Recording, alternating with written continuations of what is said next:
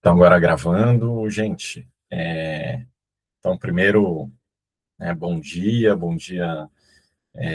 para todo mundo. Enfim, estou vendo aqui várias carinhas conhecidas, né? Bacana aí poder contar com uma sala com colegas, com pessoas que estão interessadas, né, pelo tema. Enfim, agradecer aí os representantes, né, do poder público que estão aqui, representante, né, aqui dos conselhos de álcool e outras drogas, dos conselhos sobre políticas de drogas, né, a gente tem aí alguns nomes diferentes dos conselhos, né, enfim, dar uma saudação especial para os colegas, amigos, enfim. Talvez começar, eu não vou fazer uma fala assim, mas pontuar, né, que a gente tem um alinhamento político institucional importante aqui, né, que é a redução de danos, né, entendendo ela que não é uma questão secundária, ela é a centralidade da nossa política, enfim, um espaço que a gente vai pensar o cuidado, que a gente vai pensar com centralidade aí o acolhimento das pessoas sem julgamento, sem criminalização, enfim, e é a partir daí que a gente começa esse debate. Então, eu sou o Pasquim, né, atualmente estou como professor da Unifesp, mas aqui, né, estou na função da presidência do Comad Santos, então do Conselho Municipal sobre Políticas de Drogas, e vou um pouco ajudando aqui, enfim, na condução desse espaço e liberando as pessoas que estão pedindo para entrar, enfim, ou fazendo isso ao mesmo tempo. Enfim, a gente pensa esse espaço, né, a partir ali da morte, né, do fisiculturista Gabriel, enfim, do jovem fisiculturista que, de uma certa forma, desperta uma série de posts de luto, né, e a gente acha que é um momento que a gente não pode desperdiçar para a gente conversar sobre o assunto.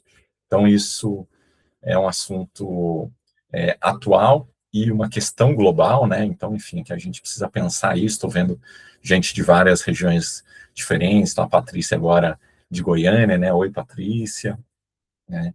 A gente tem um cenário, né, local aqui na Baixada Santista que a gente tem uma série de movimentos que foram pioneiros, né? Então, é uma cidade esportiva, né, esportista, sei lá como é que se fala, é uma cidade com a questão, né, da praia, do culto ao corpo, né, que é bastante explícito, né, se eu não me engano, o primeiro, a primeira competição de fisiculturismo no Brasil, né, vem daqui. Enfim, a gente tem uma história bastante rica e, ao mesmo tempo, um gigante invisível, né, que são, né, um consumo de esteroide que a gente não sabe, né, a gente não tem nenhum estudo que tenha conseguido identificar isso ou quantificar, a gente não tem esses dados. A gente sabe que isso, né, é muito utilizado, então a gente tem alguns indicadores aí que, que, que, nos, que nos diz que esse consumo pode estar em torno de 10% da população, o que é muita coisa. Então, isso mostra a urgência, né, ou a importância desse debate. Então, enfim, agradecer muito a presença aqui, né, à disposição desse diálogo do Vitor Balota, o Marcel Segala, enfim, o Vitor foi aluno nosso lá na Unifesp, enfim, é uma pessoa que está, né, sendo convidada aqui para conversar um pouco, apresentar um pouco da tua história, né, contar um pouco da realidade, né, de como é que é. E o Marcel como alguém que está estudando isso, então está fazendo doutorado sobre o assunto, né, é aqui um especialista e que nos ajuda um pouco nesse, nessa aproximação com a ciência, né, que é tão importante para a redução de danos. Eu sair liberando as pessoas. Então, a gente vai ter esse primeiro espaço, que é uma certa exposição aqui, né? A gente convida aí o Marcel e o Victor para essa exposição. mas a gente também tem uma expectativa com esse diálogo, que é a gente pensar o que os municípios poderiam fazer, né? E desde logo o que Santos já deveria estar fazendo sobre essa questão, o que a gente pode pensar junto e pode assumir como uma tarefa, não só do Comad, enfim, mas dos municípios mesmo nessa questão. Ok, então, um pouco já passo a bola aqui para os nossos convidados, enfim. Marcel, né, se apresenta aí termina de se apresentar, mas queria passar todo o carinho aí pela disposição de estar com a gente nesse dia, né, enfim, e nos ajudar nesse debate tão importante. Obrigado, Heitor. Bom dia a todas as pessoas aqui presentes. Em primeiro lugar, agradecer o convite do Heitor, agradecer a companhia do Victor aqui nessa conversa e agradecer a presença de todo mundo que se dispôs na manhã do dia do Jogo do Brasil parar para compartilhar um pouco dos saberes com a gente aqui. Agradecer institucionalmente o Comad, acho que reconhecer e elogiar uma iniciativa muito interessante, como raramente a gente vê por aí nos órgãos institucionais, né? Muito legal, um conselho que responde de maneira tão rápida a uma questão tão delicada, né? E ao mesmo tempo em voga no momento. Como o Heitor disse, essa questão do triste óbito, né? Do Gabriel Ganley, acho que se serviu para alguma coisa essa tristeza é para a gente se mexer, né? E em tempos de redes sociais, das coisas tão dinâmicas, né? Às vezes em uma semana o assunto é um, na outra é outro, e isso vai ficando esquecido. Então, eu agradeço muito por a gente poder trocar ideias sobre isso, ainda que tenhamos passado algumas semanas, percebendo que, apesar de ser relativamente próximo, né, do fato, esse conselho ainda se mantém atento e preocupado em propor política pública, né, que é o papel dos conselhos, né, pensar como que a gente organiza, fiscaliza, questiona e propõe saídas, né, para o poder público. Então, agradeço muito, muito mesmo ao Comad, às pessoas que estão no conselho, a iniciativa, o convite, e desde já me coloco à disposição sempre que vocês quiserem e precisarem, contem comigo. É uma alegria poder colaborar. Bom, meu nome é Marcel, sou pesquisador, sou doutorando na Faculdade de Medicina da USP, sou vinculado ao Centro de Medicina do Estilo de Vida.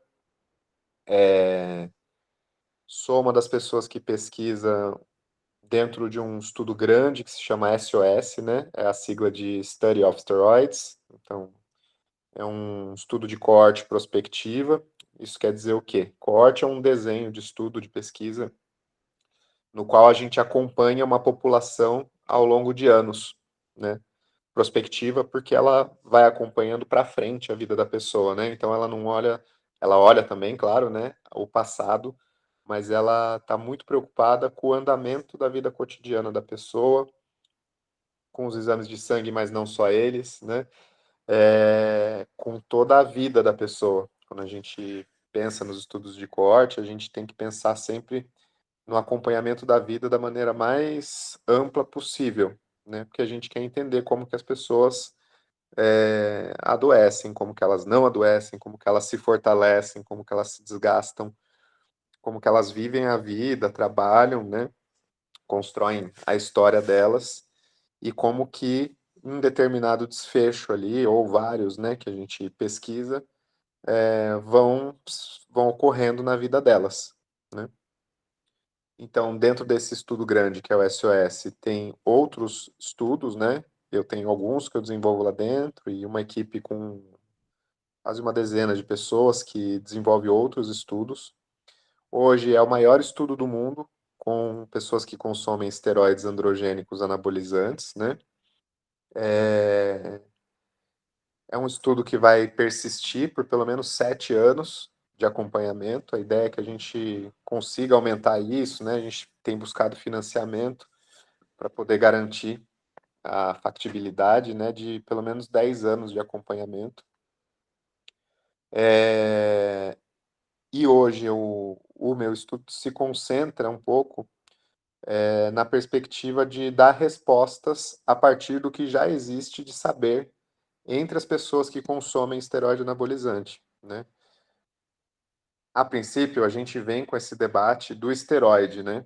Com o tempo, a gente vai percebendo que é um debate muito mais amplo. E isso tem levado a gente a pensar um campo maior, né? E esse campo maior a gente tem nomeado drogas de melhoramento humano, no sentido de que nem todas as pessoas que consomem esteroide anabolizante, aliás, a maioria, não consome somente o esteroide anabolizante, né? Então ele é uma categoria, ele é um éster de testosterona, é um tipo de molécula que vai produzir determinados efeitos dentro do eixo hormonal da gente, dentro principalmente do eixo hipotálamo, hipófise e testículo, né? Gônada, né? Porque isso vai funcionar também em mulheres, mas o eixo é esse hipotálamo, hipófise, testículo. E o que a gente vai percebendo é que existe uma combinação de várias drogas, inclusive no próprio óbito do Gabriel Ganley, teve uma discussão, né, uma coisa meio de fofoca em torno do que ele tinha usado e tal, né? E uma droga que se aventou foi a insulina, né? A insulina tem um funcionamento, um mecanismo dela de estimulação de IGF, né? E produção de hormônio de crescimento, né? Então, é muito comum fazer o uso da insulina, que é um peptídeo e não um esteroide androgênico anabolizante, mas para a produção de um efeito secundário anabólico também, né? Além disso, tem drogas como o clenbuterol, que é uma droga usada para emagrecer, que é um broncoespasmolítico, né? Então ele aumenta a capacidade de troca gasosa do pulmão, normalmente usado para cavalo, não para ser humano. Aliás, não tem clenbuterol para humanos, né? O que tem é clenbuterol para cavalo. Bem como o uso de outras drogas, né? Inclusive medicamentos psiquiátricos, né? Psicotrópicos, como Atenta, né? Que é indicado para TDAH, como Rivotril. Então, existe uma polifarmácia imensa e existe um saber que vai articulando essas drogas no campo da aparência. Se a gente vai esmiuçando, né? E esse é o meu trabalho, essa é a minha pesquisa, entender o que as pessoas que consomem há décadas esteroides de anabolizante têm para contar para a gente de saberes que a ciência está buscando e ainda não encontrou, né? Isso porque existe um pressuposto que é quem melhor entende de uma determinada droga normalmente é quem faz o uso dela, né? Claro que existem saberes acadêmicos, saberes científicos que a gente precisa usar para se instrumentalizar também. Mas o saber acadêmico, científico, não é o único saber válido, eficaz e existente, né? Existe um saber muito grande que é esse empírico, testado em si mesmo, né? Que tem ganhado muita força nos últimos anos dentro de um conceito que o Paul Preciado traz para a gente, que é da farmacopornocracia, né? Então, uma determinação muito grande da sociedade no capitalismo neoliberal de organização da vida em torno do sexo, da droga, né? E esse consumo de droga numa perspectiva autoexperimental, né? Então existe em certa medida, uma ruptura com esse lugar hierárquico também dos profissionais de saúde, especialmente a categoria médica, né? Que passa a ter quase que uma defesa radical ali de reserva de mercado, né? Que leva em 2023, em março de 23, o Conselho Federal de Medicina a proibir que médicos prescrevam esteroides androgênicos anabolizantes e, enfim, outras drogas de melhoramento humano para fins que eles chamam estéticos, né? Esses fins estéticos, né, acabam sendo uma forma rasa de explicar um fenômeno que é muito complexo. Quando a gente começa a fazer entrevista, quando a gente começa a cuidar das pessoas que consomem esteroide anabolizante, elas não são drogadas, elas não são adictas, elas não são vagabundas, elas não são pessoas de segunda linha, né? Como comumente se atribui a pessoas que consomem droga, né? No mundo proibicionista, hegemonicamente proibicionista, que a gente vive, é muito comum reduzir o sujeito à droga, né? Ou a um comportamento desviante. Isso se reproduz também com quem consome esteroide anabolizante em um determinado lugar um pouco relativamente mais bem aceito, mas é meio inescapável a gente ver, principalmente a categoria médica, reduzindo o fenômeno à droga, né? Então, é uma história que se repete com inúmeras outras drogas ao longo da história, em diferentes populações,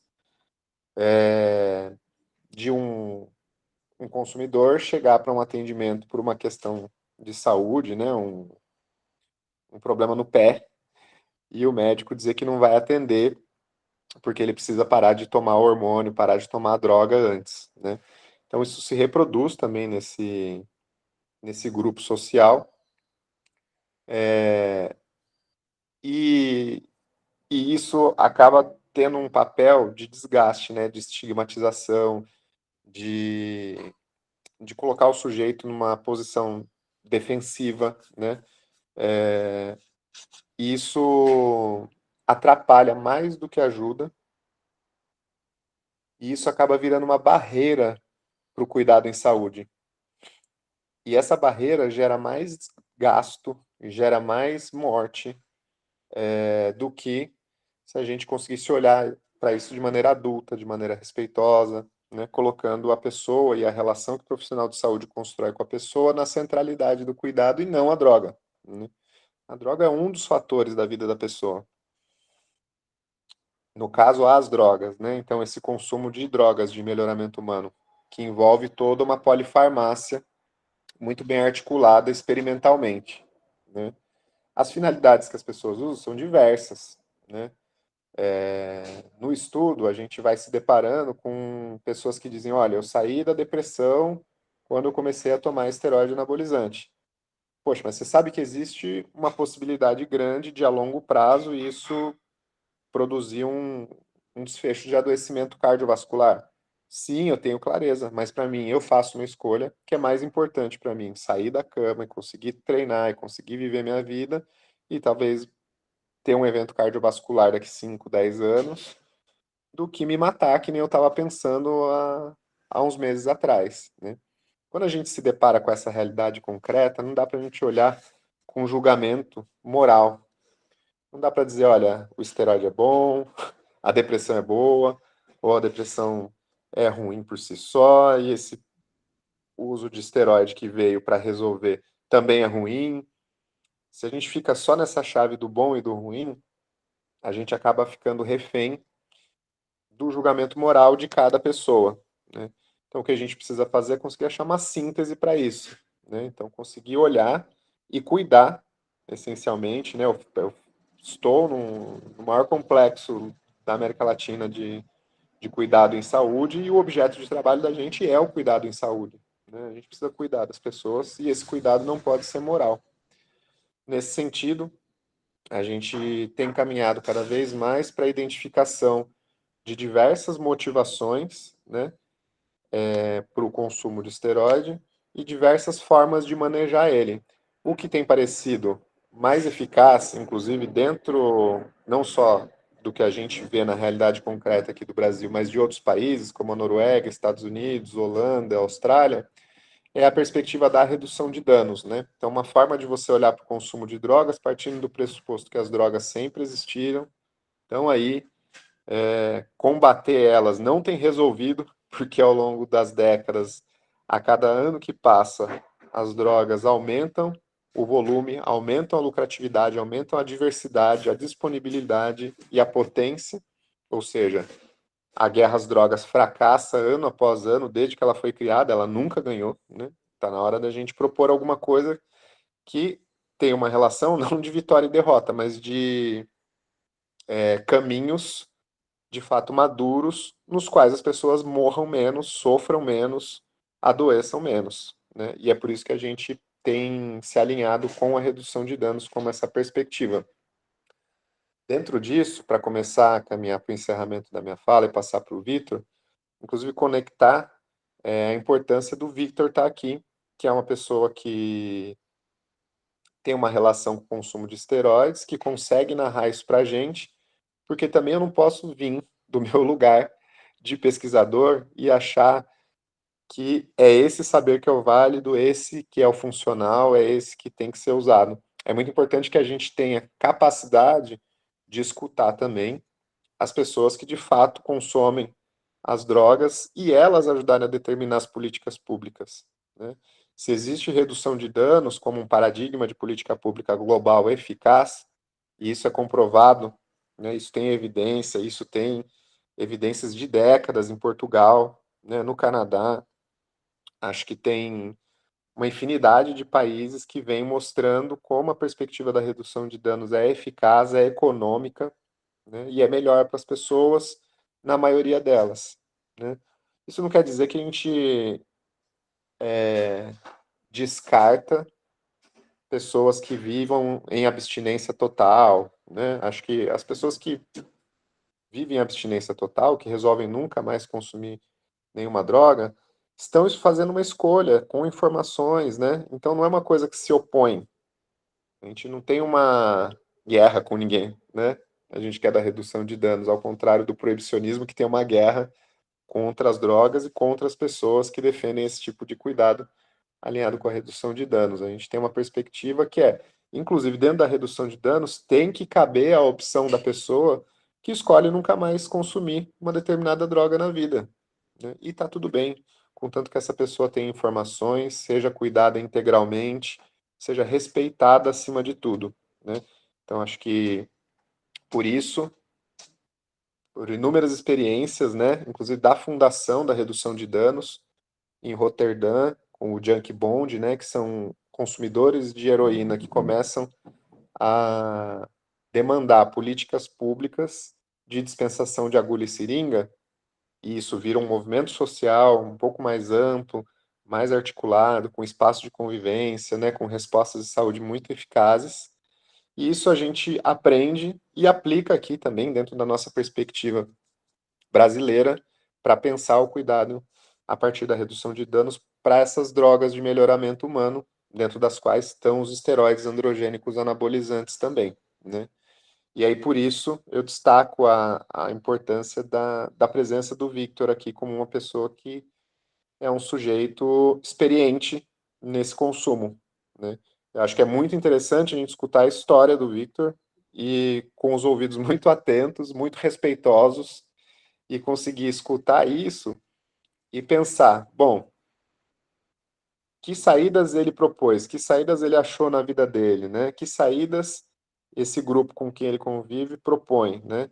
Em vez de a gente inventar a roda, a gente pode escutar o que as pessoas já viveram, já experienciaram, já aprenderam, já colocaram em prática, como táticas com muita humildade que a gente pode confrontar com evidências científicas e produzir uma síntese no formato de políticas públicas, que eu acho que acaba sendo a tarefa mais essencial aqui do Comuda, né? Que é evitar que um dia um amigo da academia do Victor seja o próximo Gabriel Ganley, seja um moço jovem que morre em função de uma negligência de toda a sociedade.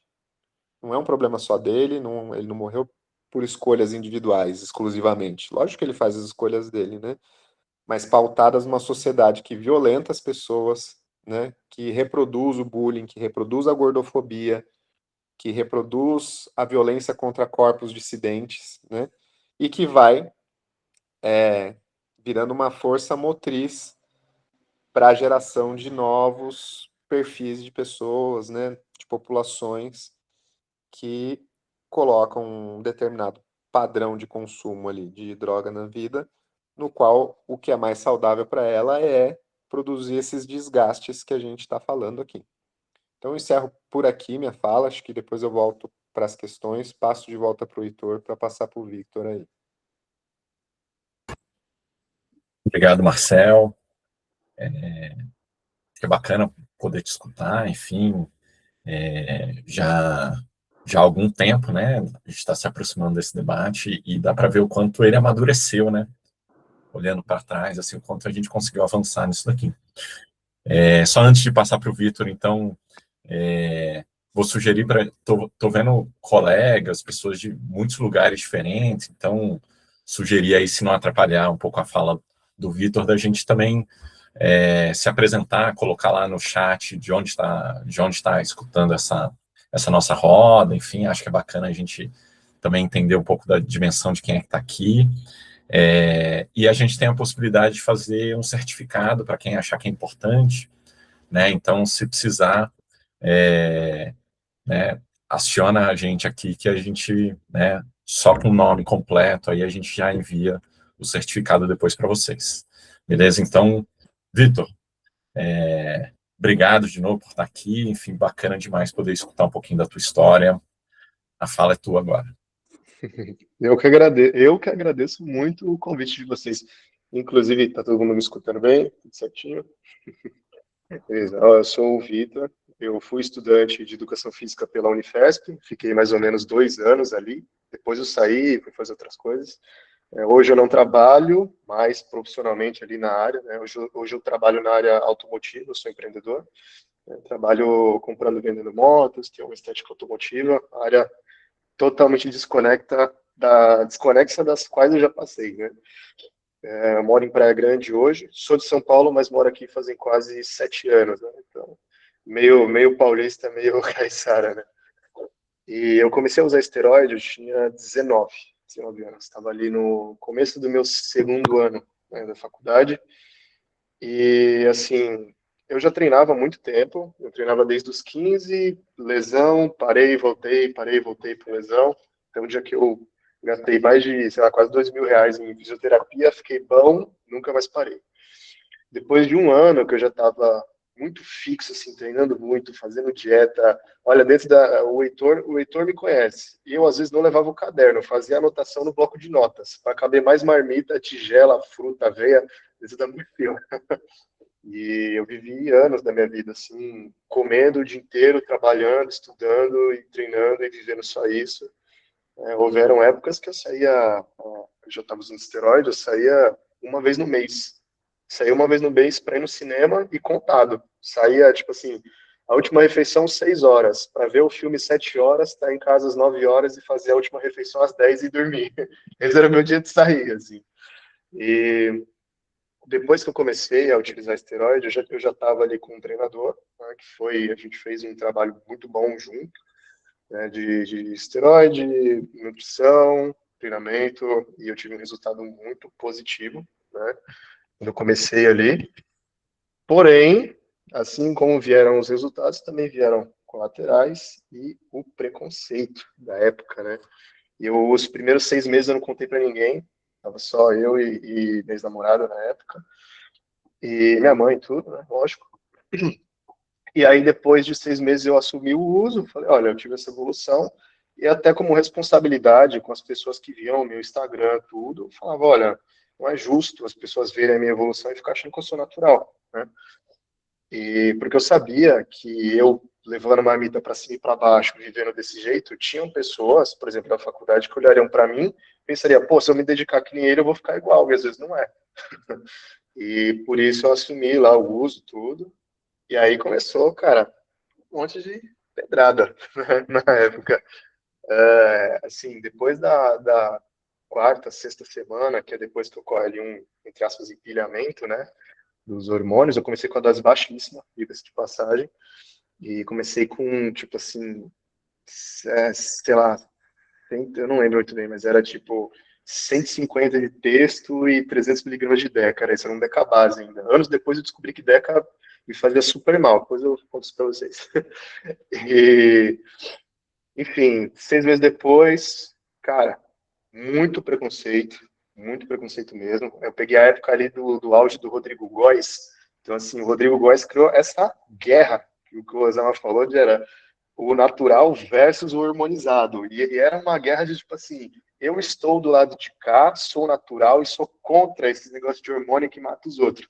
E ele acabou ganhando muito dinheiro com isso, sendo proibicionista, sensacionalista.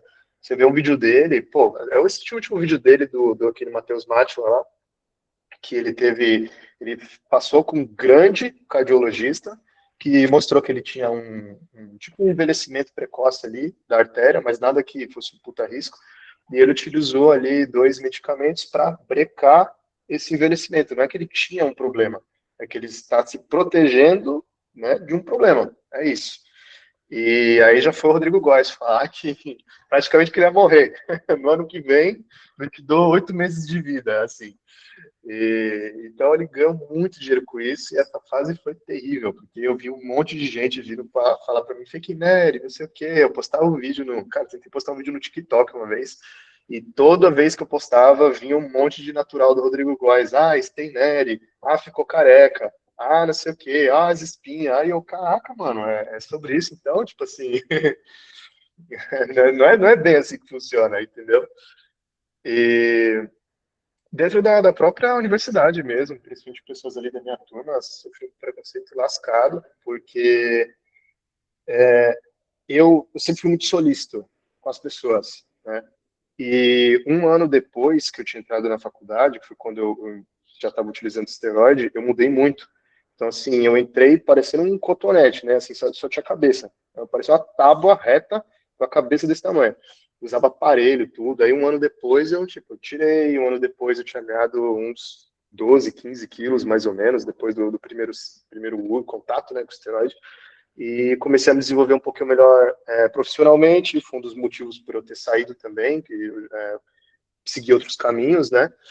E aí, todo mundo justificando, todo mundo viu eu me matando de treinar, fazer dieta, priorizar o esporte, para todo mundo justificar meu resultado, até profissionalmente, com esteroide. Entendeu? Não importava se eu ia dormir de madrugada, ia dormir 2, 3 da manhã trabalhando, e acordava às 5h30 para ir para a faculdade, era o esteroide. É porque eu usava esteroide, entendeu?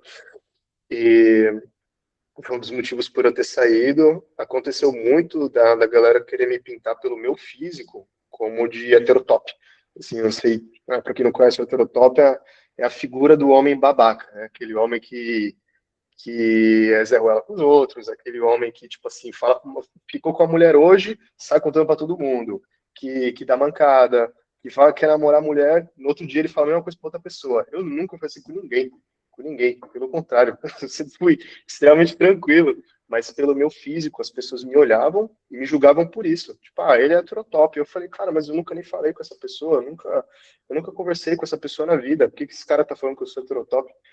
Entendeu? Então, o esteroide ele me trouxe um pouco disso também, né, na época da faculdade, de do povo me apontar por causa de espinha e tudo mais. Eu sou careca, eu gosto muito, inclusive, de ser careca. Estou de boné hoje porque eu não raspei a cabeça.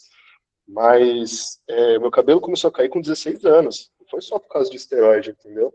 É muito. Eu sempre tive barba, por exemplo, também não foi só esteroide. Tive um surto de acne na época, foi um dos colaterais que eu tive. Eu tomei Rocutan quando eu era adolescente 2 vezes, pra vocês terem noção do tanto de acne que eu tinha. Acho que era um distúrbio com DHT, não sei exatamente.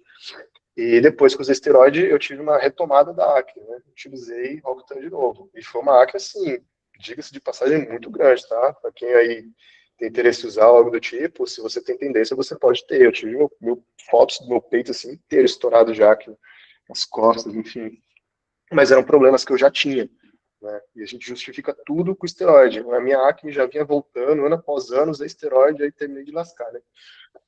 E, inclusive, também, muito preconceito por parte de médico, nem o médico queria fazer o tratamento comigo, meus exames perfeitos, eu não tinha praticamente nenhuma alteração, mas, não vou fazer porque você vai morrer. Vou fazer porque você vai morrer. Se acontecer alguma coisa, eu vou responder. Eu, caraca, cara, mas meus exames estão ótimos, você tá vendo aí? Mas não dá. E aí a única que topou muito relutante, muito relutante. E eu falei, tô usando 200 miligramas de texto, que era tipo 0,8, 1 ml por semana. Eu falei que eu ia morrer, se tomasse pouco, tá junto. Aí eu falei, tudo bem. A gente foi utilizando, mas tipo, mês após mês, era a mesma conversa. Se alterar, tipo assim, se meu colesterol alterasse 10, pronto, vou morrer, a gente vai parar por aqui. Falei, cara, se ela vai largar de mão por qualquer coisa, então deixa quieto. E eu desisti do tratamento, desisti de procurar um dermato, desisti. Se eu fosse tomar por fora, eu ia pagar 4 vezes o preço, então deixei quieto e com o tempo foi sumindo as acnes, né? Isso é uma coisa interessante de falar, porque parece que quanto mais tempo você utiliza, mais resistente você fica aos colaterais. Então, de acne, você pode ter um primeiro surto de acne e depois não ter nunca mais. Hoje em dia, é muito engraçado falar isso. Eu vou falar, cara, isso é muito engraçado. Parece que quando eu utilizo mais hormônio, eu tenho menos espinha. E quando eu tento utilizar menos ou parar, minha pele enche de acne, cara. Enche de acne. Eu, meu fisioterapeuta, minha esposa, todo mundo fala a mesma coisa. Começa a arrebentar inteiro de acne. Eu não entendo, mas, cara, tô tomando menos coisa. Então,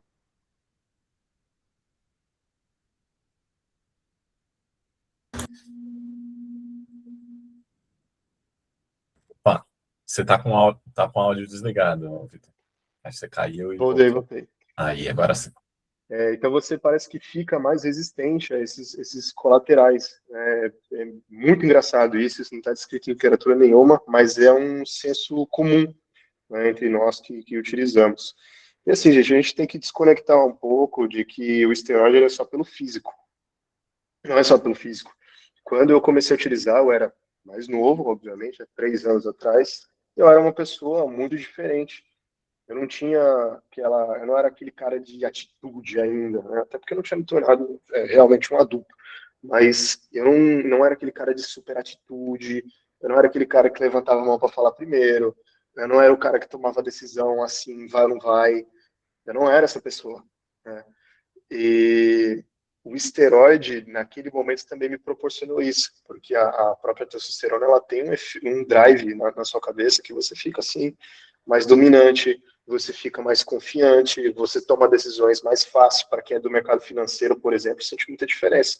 Compra essa ação ou não compro? Vendo essa ação ou não vendo? Você toma uma decisão, compra ou vende, e geralmente a galera do mercado financeiro começa a ganhar mais, depois que utiliza esteroides, né? Então não é só questão de físico, e o físico por si só também já é uma coisa muito grande hoje em dia. Uma vez um professor da Unifesp, a gente estava fazendo um trabalho ali na Bacia do Mercado, né, uma região muito pobre ali, que tem bastante adicto e tudo mais, pessoas em situação de rua, e todo dia que a gente ia lá, alguém queria sair na mão comigo, todo dia. Todo dia alguém falava, oh, vamos trocar 5 minutinhos, vamos sair na mão. E eu, não, cara, eu vou perder, eu vou perder. E ou todo mundo me chamava e perguntava assim, oh, você que é o chefe aqui? E eu assim, não, pô, que chefe? Não, mas você que toma conta aqui? Eu não tomo conta de nada, cara, eu sou estudante, assim, como todo mundo, tô de crachá, inclusive. Não, mas o que vocês estão fazendo? Mas não é você que toma conta aqui? Não, cara. Eu falava, é ele lá, o professor que tá gerindo a gente, beleza? E eu perguntei para ele por quê. As pessoas achavam isso de mim, não tinha nada demais. Mas ele falava assim, cara, é por conta do seu físico. Depois da pandemia, a gente teve uma ressignificação, né, desse físico aí. Então, é difícil hoje, por exemplo, você imaginar um empresário de sucesso que seja gordo, ou que seja muito magro. É um pouco difícil, às vezes, a gente imaginar isso, né? Quando você vê uma pessoa que ela tá bem profissionalmente, mas ela não tá num shape da hora, vamos dizer assim, parece que ela tá com alguma coisa pendente.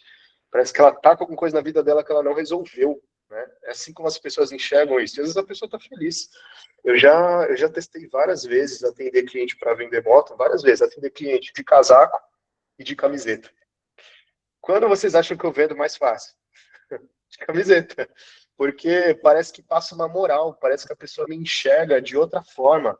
Parece que a pessoa me enxerga como uma pessoa que resolveu uma coisa da vida, sabe? Essa parte do físico e da saúde eu já resolvi, entendeu? E a pessoa me enxerga com uma seriedade diferente. Então, o esteroide ele atua muito nisso. Uma pessoa que às vezes não consegue chegar no físico X, ela quer chegar lá por esses efeitos secundários. Querendo ou não, você é sim. Mas o homem, por exemplo, querendo ou não, ele, pelos outros, ele é muito validado pelo dinheiro. E pelo dinheiro que ele tem muito respeito. Pelo dinheiro que ele tem, experimenta chegar no churrasco da sua família e ver que é um homem que a tua família mais respeita. Possivelmente é o que ganha melhor. Possivelmente, as pessoas enxergam dessa forma. E não que isso mude alguma coisa, mas é como as pessoas enxergam, né? Quero frisar isso. O físico também é muito assim, né? Se você é por exemplo, às vezes você não está ganhando tão bem, mas se você tem um shape bom, os seus familiares te respeitam mais. Muitas vezes é isso.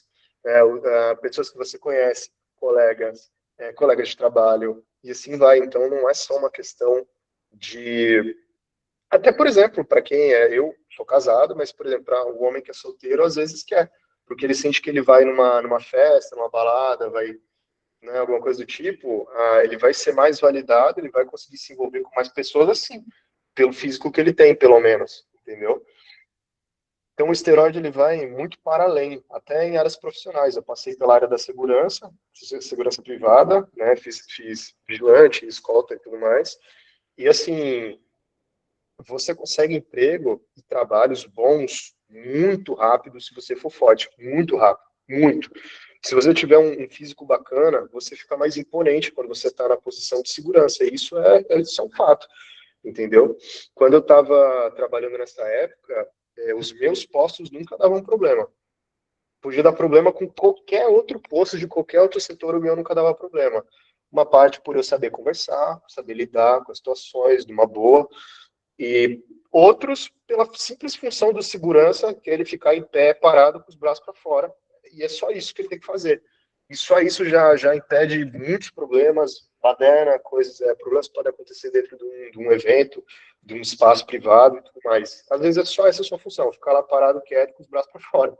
E se você tiver um bração, você for grande, você tem uma vantagem na hora de ser contratado, na hora de exercer a própria função, fica mais fácil.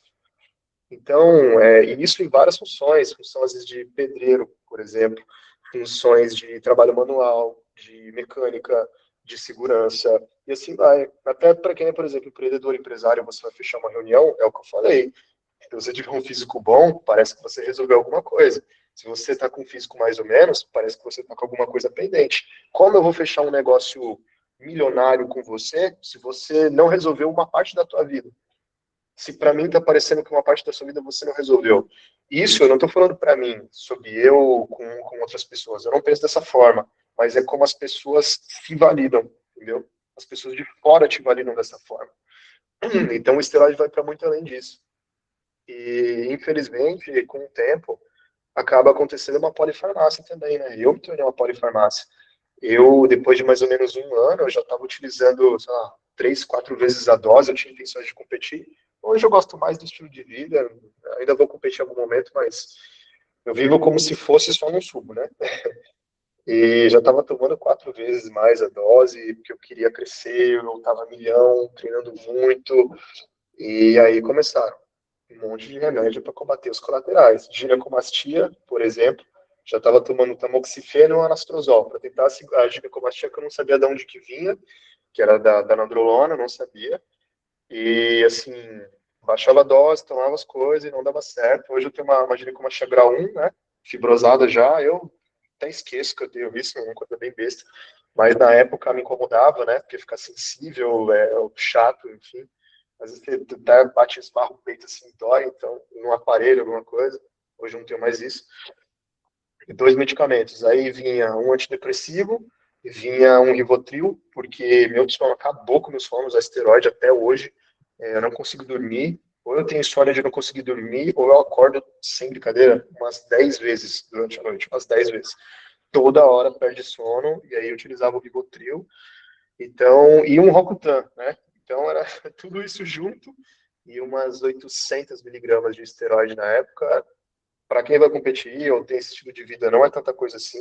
Eu vou dar um parecer sobre isso para vocês entenderem mais ou menos ali, para quem não está dentro da área, mas era uma dose normal, não é baixo, mas é uma dose normal. E, enfim, virei uma polifarmácia. Com o tempo eu tirei o Rocutan, tirei o antidepressivo, já me sentia bem, depois tirei o Rivotril, e aí meu sono ficou péssimo por meses.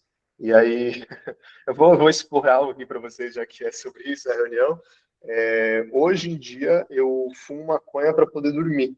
Eu não uso recreativo, não gosto.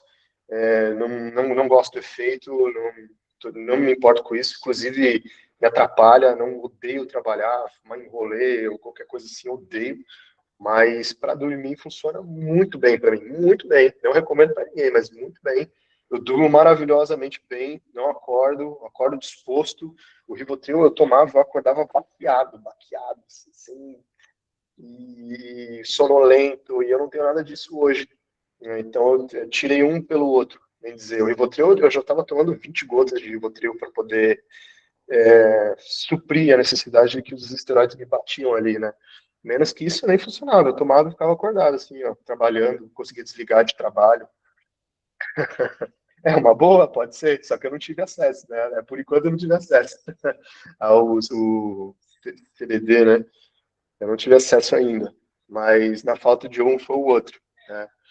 E, enfim, hoje eu estou em outra pegada, eu ainda utilizo um tanto bom de esteroide, porque eu continuo treinando, fazendo dieta e tudo mais, só que hoje eu uso muito por questões de trabalho também. Eu não consegui, se eu quisesse falar assim, eu não quero nunca mais treinar na minha vida, eu não conseguiria manter meu ritmo de trabalho sem usar esteroide, porque eu já tentei. Já tentei, fiquei uns 2 meses ali sem usar nada, e cara, foi horrível, horrível. Eu não dou conta de trabalhar em dois negócios, em estudar, em treinar, em gerir o meu casamento e não usar esteroide. Eu não dou conta. Eu começo a deixar algumas coisas de lado. E eu tenho que dar conta das coisas. Eu não posso tomar conta dos negócios e não dar conta para minha esposa. Entendeu? Eu não posso ficar cansado demais de um lado e muito disposto no outro.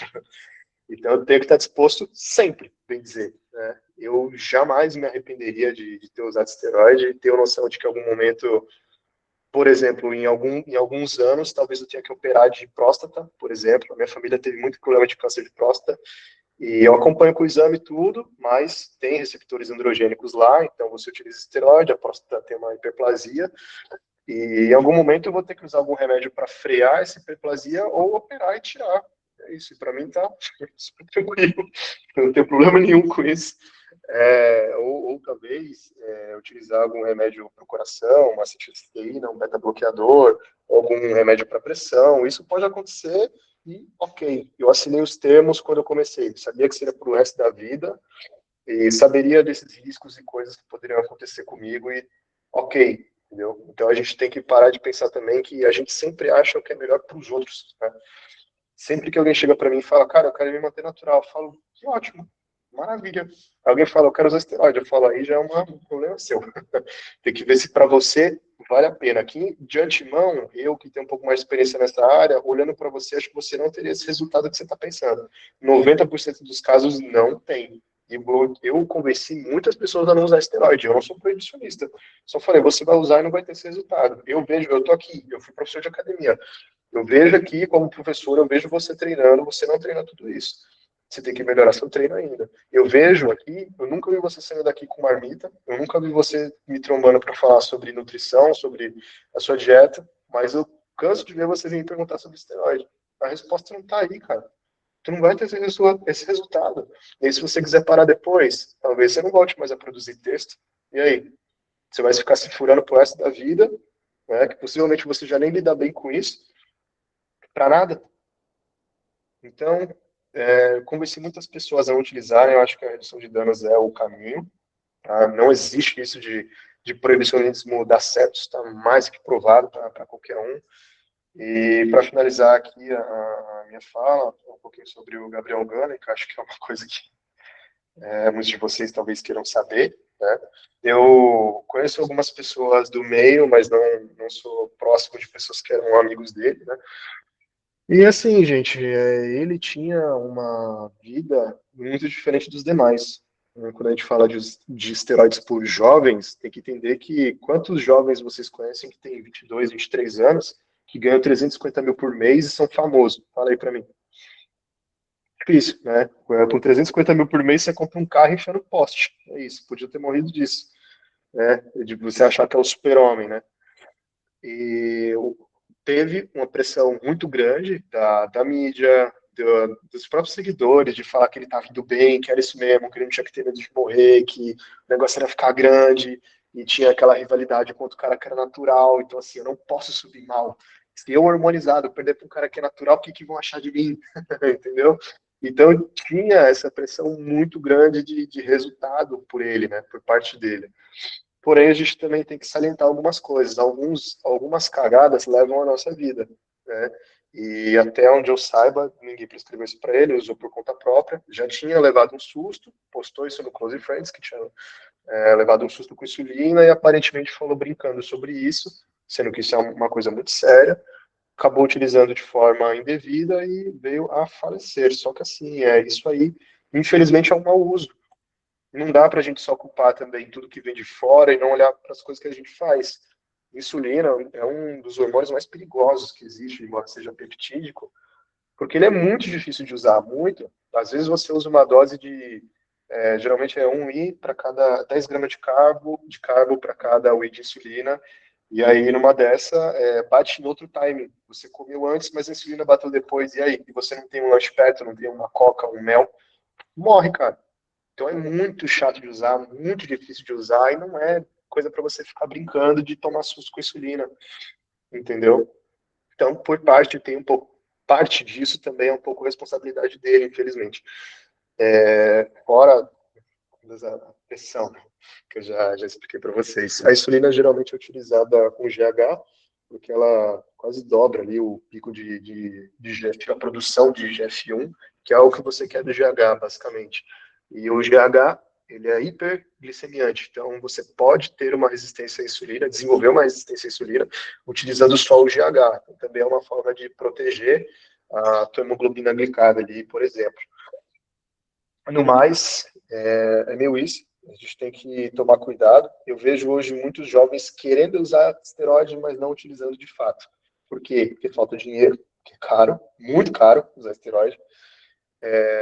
Por falta de dinheiro e porque é fogo de palha. Às vezes o moleque te procura querendo fazer isso, dá 6 meses ele já não quer mais. 6 meses ele desistiu da ideia. É um pouco isso, sabe? Adolescente é muito... Adolescente, os jovens, é muito fogo de palha, né? Começa a quer parar. Então, mas a gente tem que sempre salientar que a informação é o caminho, a gente não pode deixar de falar sobre esteroide pensando que alguém vai utilizar. Você tem que falar os prós, tem que falar os contras, e tem pessoas que ouvem, entra por aqui e sai por aqui, isso não é culpa sua, entende? Então a gente não pode, vamos todo mundo parar de falar de esteroide para ninguém usar mais. Não funciona desse jeito, isso não dá certo. A época dos fóruns, pouquíssimas pessoas falavam disso, olha o tanto de cagada que tinha. Abre um fórum de antigamente para você ver uma cartela de Hemogenin por dia. Vê, eu já tentei usar Hemogenin, eu usei Hemogenin, tive uma experiência de usar 2 comprimidos por semana, 2 por semana, uma cartela tem 10, eles tomavam 10 por dia. Eu utilizei 2 por semana, arrebentei o meu estômago, tive uma crise de gastrite que eu nunca tinha tido na vida. Tô até hoje, reparando essa crise de gastrite que eu tive, né? Então, gente, não é brincadeira. A gente precisa falar mais sobre esteroide, precisa conscientizar mais sem proibir. Então, e não recomendo você usar. Quer utilizar? Utilize dessa forma. Quer utilizar? Não mexa com esteroide X, trembolona. Não utilize trembolona. Quer mexer com oral? Tenta utilizar um sucrafilme, por exemplo, um sucralfato, para tentar pelo menos proteger um pouco a parede do teu estômago. Quer utilizar? Use muito pouco, por poucas semanas. Entende? Se está te custando certas coisas, está te custando família, relacionamentos, já está te custando alto demais. Se você trabalha com o público, não utilize trembolona, não utilize doses altas, porque você vai ficar estressado, muito estressado, inclusive. Então, gente, a gente precisa falar mais sobre isso e tirar um pouco da cabeça que o esteroide é só para o cara que está lá treinando porque quer ficar grande. A vida é muito maior do que isso, muito maior do que só isso. A gente já tem até peptídeo, né, e tudo mais. Então, não vou entrar no mérito, porque não é minha área, não tive experiência com isso. Mas a gente tem que parar de desumanizar tanto, né? A pessoa que usa esteroide pensando que só usa por causa do físico. E é isso. Quem quiser perguntar alguma coisa também, estamos aí. Que forte isso teu testemunho, hein, Vitor? Agradeço. Inclusive, de novo, saliento aqui, quem quiser me perguntar alguma coisa, não tenho problema de falar sobre nada. Nada. Eu acho que é isso, né? A gente fazer redução de danos é a gente escutar mesmo, né? Acho que precisa disso, né? Na inscrição aqui dessa roda de conversa, a gente chegou a mandar para algumas pessoas que elas podiam fazer perguntas, né? Eu vou trazer um pouco para vocês essas perguntas, né? Enfim, já abrindo aqui para quem está presente, enfim, poder comentar ou também pegar a palavra para fazer alguma outra pergunta, né? Enfim, fui vendo, bacana aqui que vocês se apresentaram, né? Quem ainda tiver ainda não se apresentou, puder jogar lá no chat de onde está falando, isso vai mostrando também uma rede nossa, né, que a gente pode pensar, uma rede sem julgamento, enfim, que a gente também pode pensar essas coisas.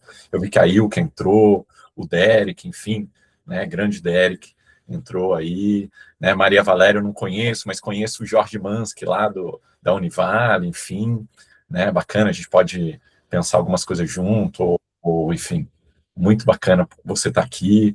O Jonathan, né, Jonathan, tu é de Santos, e da educação física, mano, bora conversar, porque olha, né, estamos precisando de gente da educação física para pensar essas coisas, tem muito preconceito, enfim, e acho que a gente precisa trazer a educação física para esse debate, né, e parar de só fazer um debate superficial dentro da educação física, ou um debate só escondido, né, acho que essas coisas precisam aparecer e a gente fazer uma outra construção por dentro. Sobre as perguntas, né? Enfim, eu tenho 3 perguntas aqui que a galera foi colocando.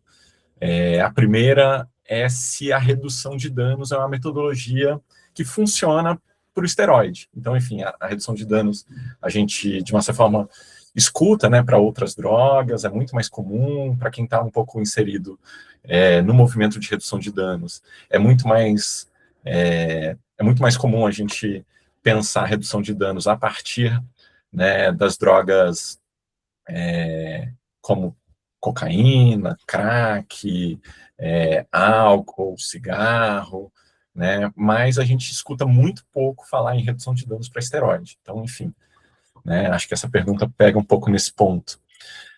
Tem uma outra pergunta que era da representante do Comad de São Vicente, que ela pergunta sobre quais estratégias já foram tentadas para redução de danos ou para prevenção, enfim, quais estratégias já foram utilizadas no ambiente das academias, né? Então, assim, pensar uma academia de ginástica pode ser uma cena para a gente pensar em redução de danos, né? Então, como é que isso poderia acontecer, enfim. E como última pergunta, talvez mais pensando na própria experiência, daí direcionando um pouco mais para o Vitor, tem muita gente aqui nessa nossa roda de conversa que vem da área da saúde. Então, acho que ia ser bacana se tu trouxesse um pouco qual é a tua experiência nessa relação com profissionais de saúde, né? Então, aí você citou um pouquinho, enfim, talvez trazer um pouco mais essas questões, assim, quando tu fala, né, que tu usa esteroide, como é que os médicos reagem, como é que outros profissionais de educação física reagem, como é que, né, outros profissionais que estão pensando aí a saúde têm reagido, e se, para além, né, desse não use, né, aparece alguma outra coisa, né, enfim, um pouco de acolhimento ou não. Heitor, antes do Vitor responder, posso fazer uma pergunta só para me entender? As perguntas e as apresentações é pelo chat? É Não, isso? pode, se você tiver uma pergunta, pode emendar aí, a gente joga para eles. Ah, então tá bom. Tem que ser só por lá, mas também pode ser aqui. Pode ser. Tá bom, muito obrigado. Vai lá passar para o Marcel, para o Vitor, comentar um pouco dessas 3 perguntinhas, comentar o que quiserem delas. Quer começar aí, Marcel? Começo, tranquilo. Bom, muito boas as perguntas, acho que são ótimas questões, e acho que são ótimas porque, inclusive, são práticas e são coisas que a gente se depara no cotidiano, né? Argumentar a defesa da redução de danos é uma tarefa inglória diária, porque a gente vive um mundo hegemonicamente proibicionista, né? O proibicionismo é a forma como foram se organizando as políticas para responder às questões relacionadas ao consumo de drogas, mais orientada a partir da perspectiva norte-americana, estadunidense, né, que vinha nos anos 70 precisando de um inimigo para mover seu parque industrial militar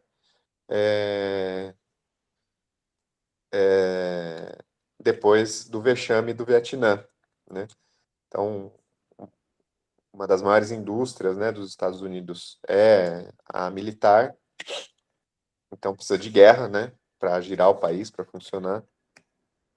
e quando você toma um salve que tomou no Vietnã, a gente acaba percebendo que existe um movimento ali de criar uma política pública para girar esse parque industrial, mas precisa ser contra um inimigo que não vai combater de volta, porque não está em condições ali de manter isso, né? Então, se estabelece um discurso de guerra às drogas, um inimigo inanimado, né? A droga não te ataca de volta, né? Ela não tem um contra-ataque, não tem um país, não é um estado. E isso vai se sustentando ao longo de décadas, ganhando muito força em Nova York, né? Com as políticas de tolerância zero, né? Então, tem droga, vai ser preso, que vai instrumentalizando políticas públicas e receituários, né? Para países em desenvolvimento, né? Países de baixa e média renda como o Brasil, que criam políticas públicas que inflam a população carcerária, né? Então, diante de tudo isso, a gente tem uma ideologia muito enraizada proibicionista, né? De que a gente tem que resolver as coisas acabando com as drogas no mundo. Mas vejam, tem relatos da Grécia antiga com o consumo de testículo, chá de alecrim e outras ervas, cogumelos, né? Para os atletas antes dos jogos, antes das finais, nos Jogos Olímpicos lá da Idade Antiga, assim, né?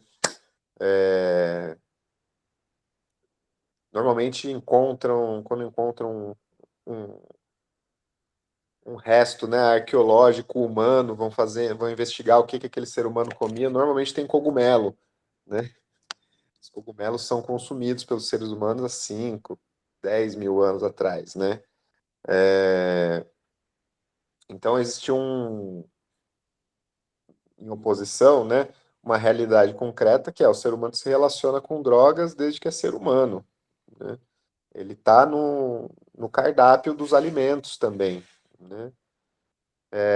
Então, a gente precisa ter uma forma de olhar que não seja proibicionista, né? Porque a gente entende agora de onde vem a ideia da proibição, entende que ela fracassa, como eu disse na minha fala de abertura, e por outro lado a gente entende que as drogas estão aí e estão a serviço dos seres humanos, né? Elas não estão provocando prejuízos em seres humanos há 10 mil anos, elas estão respondendo a necessidades de seres humanos, né? Então a gente precisa pensar como que elas respondem de uma maneira mais eficaz, né? Que a gente pensa esse consumo de uma maneira menos danosa, né? Por isso a ideia da redução de danos. E, para responder a primeira pergunta, eu tive que fazer essa contextualização, porque se a gente deixa de lado o debate moral e olha para evidências científicas, a gente vai perceber que, por exemplo, os programas de trocas de seringas, né? Então, oferecer agulha e seringa parafernália para uso de droga injetável é uma das estratégias mais eficazes, umas táticas mais eficazes que tem da redução de danos ao longo da história. Foi super importante na Suíça, foi super importante na Alemanha, foi super importante em Santos, né? Então a gente percebe que tem uma eficácia muito grande a perspectiva de redução de danos quando você olha para os problemas que você tem que resolver. Hoje, esse problema que era inicial ali, né, que foi resolvido com os programas de troca de seringa gratuito pelo mundo, talvez tenha que ser retomado e talvez, respondendo a outra pergunta, né, talvez fosse uma boa tática para a gente pensar nas academias, por exemplo, né, porque não é incomum a gente ver uma agulha descartada no lixo comum numa academia. Isso acontece, né? Os catadores aqui do meu bairro, eu andei conversando com eles, eles percebem que tem um movimento nos últimos anos de encontrar mais agulha, mais seringa nas caçambas de lixo, né? E conversando com os participantes do estudo que a gente desenvolve lá na Faculdade de Medicina, alguns deles têm uma prática já de colocar a agulha no pote de pré-treino vazio, né, de colocar na garrafa PET, de levar na UBS. Puxa, muito obrigado pela participação, Lia. Até mais. Te lamenta que você tenha que sair, mas conta com a gente sempre aí. E aí o que a gente percebe é que existe uma eficácia grande e uma necessidade, talvez, inclusive, de retomada desses programas de troca de seringa, pensando especificamente nos esteroides, que são drogas injetáveis, mas não só neles. Outras drogas de melhoramento humano são injetáveis. Por exemplo, o Mounjaro é um material pérfuro cortante também, é uma seringa também, onde as pessoas estão descartando as canetinhas emagrecedoras, né? Os peptídeos, né, que são injetáveis subcutâneo com uma agulha menor, tipo de insulina, também estão sendo descartadas em algum lugar, né? Provavelmente um lugar inadequado. Então, não só é muito eficaz a redução de danos, como a gente precisa estar vivendo, né, um momento de talvez retomar ela e o pragmatismo que em alguns momentos ela teve que ter, né? É isso, Jonathan. Acho importante ter uma fala sua, hein, Jonathan? Você está trazendo coisas muito legais aqui para a gente pensar. Inclusive por ter essa perspectiva de quem consome. Isso é muito importante. Tem muita subdosagem subcutânea, né? Hoje em dia é uma tendência o enantato subcutâneo, né? Para quem não sabe, normalmente os esteroides anabolizantes são aplicados no ventre muscular, né? Com uma injeção que faz um depósito. Os esteroides são hormônios lipídicos, né? Então, eles são dispensados, eles são administrados numa suspensão oleosa. Então, ela não é aquosa, ela precisa de um depósito. Então, você faz, aplica no músculo e deixa ele ali. E por alguns dias a droga vai sendo absorvida pela corrente sanguínea, né? As drogas subcutâneas, por outro lado, funcionam de outro jeito, né? Funcionam mais em suspensão aquosa, são menos doloridas, né? Se a aplicação é correta, né? Essa é uma outra questão. Uma boa parte dessa população faz a auto-aplicação, né?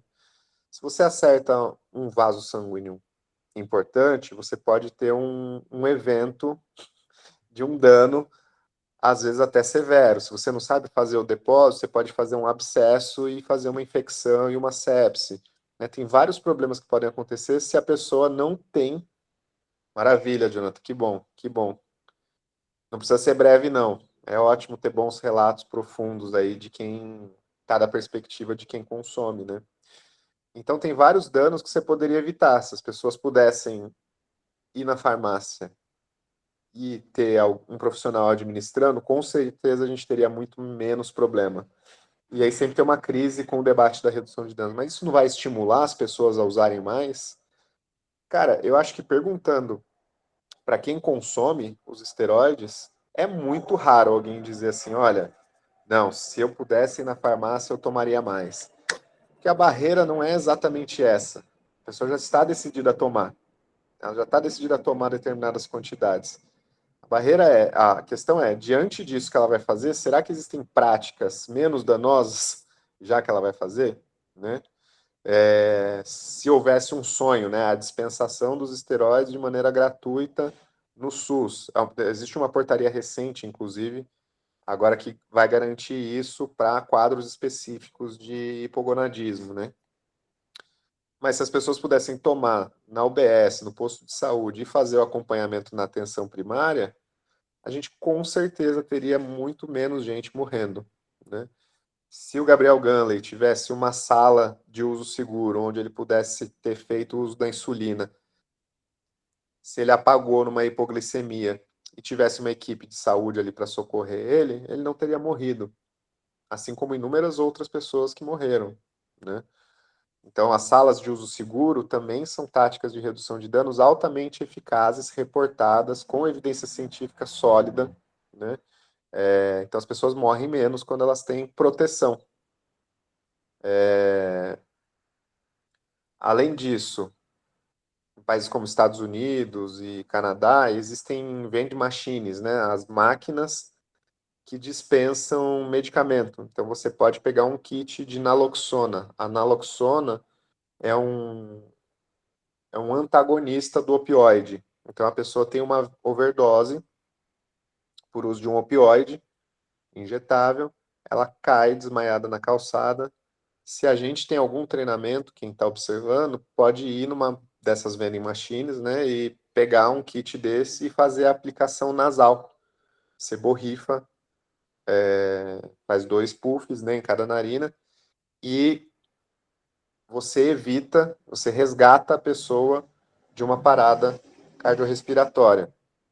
Então, a gente tem táticas muito eficazes, comprovadamente eficazes, de funcionamento da redução de danos. Além disso, ela parte de uma perspectiva de humanização.